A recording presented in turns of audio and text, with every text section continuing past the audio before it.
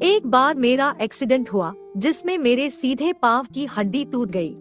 Doctor के मुताबिक मुझे 4 हफ्तों का प्लास्टर चढ़ा और मुझे अब घर पर ही रहना था। मैं अपना काम घर से ही करने लगा। मेरे कई दोस्त जो मेरे करीबी थे, यह सुनकर मुझे देखने घर भी आए।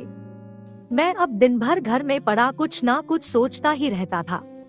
फिर एक दिन मेरी एक एक्स गर्लफ्रेंड का फोन आया और जिसके साथ मैंने बहुत रात गुजारे हैं। और फिर उसने मेरा हाल चाल पूछा। उसने मुझे करीब 3 साल बाद कांटेक्ट किया। फिर मेरा हाल पूछा उसने।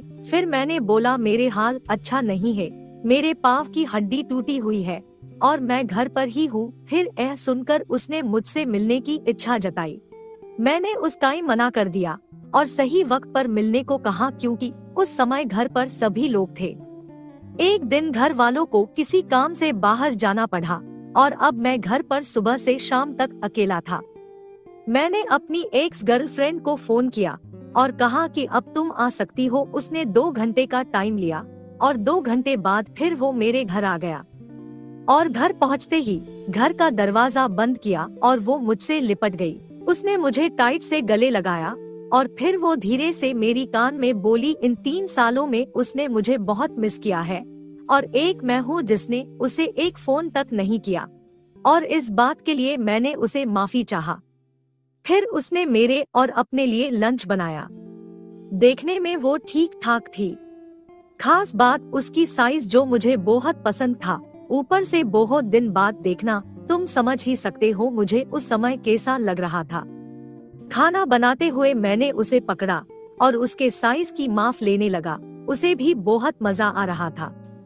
फिर उसने पूछा, आज मूड है तुम्हारा? फिर मैंने हाँ कहा, लेकिन मेरी हालात देखकर वो बोली, शायद मैं नहीं कर पाऊंगा, जो मुझे भी पता था।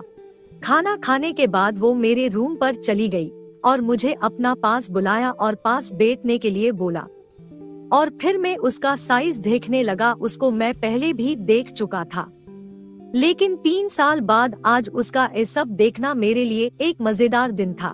फिर मुझसे रहा नहीं गया। फिर हम दोनों लगभग 5 मिनट तक करते रहे। क्या बताओ, आज मुझे और भी मजा आ रहा था, क्योंकि उसके साथ 3 साल बाद ये सब हो रहा था। फिर वो मेरे साथ ये सब करीब 10 मिनट तक करते रही और उसके बाद हम दोनों खुश हो गया।